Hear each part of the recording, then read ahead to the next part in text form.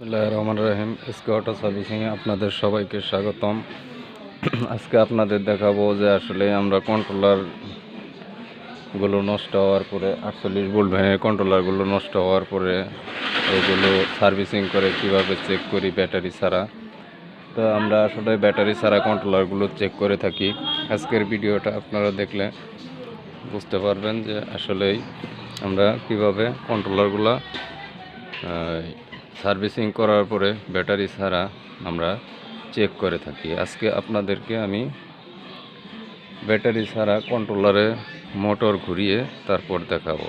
আপনারা ভিডিওটি দেখতে বুঝতে পারবেন যে আসলে ব্যাটারি ছাড়াও মোটর ঘোরানো সম্ভব, মোটর চালানো সম্ভব। তাই আজকের ভিডিওটি আপনাদের জন্য। তো অযথা কথা না বাড়িয়ে আজকে ভিডিওটি শুরু করতেছি, আপনারা দেখতে থাকেন। এখানে মোটরের লাইন, এই আমার মোটর, এই মোটরের লাইন তিন তারে 3 জায়গায় লাগিয়েছি।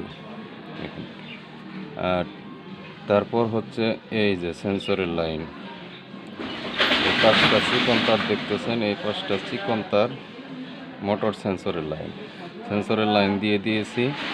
তারপর যে 3টে তার দেখতেছেন, এটা এই পিকআপের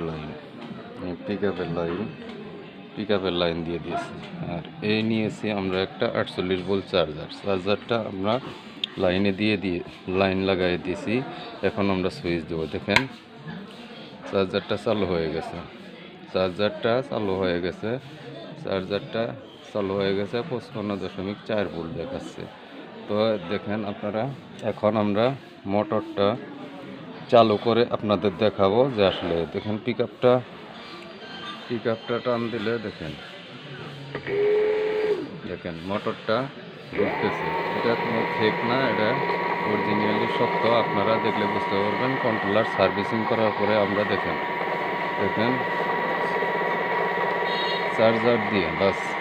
চার্জার দিয়ে আমরা মোটরটা ঘোরাচ্ছি।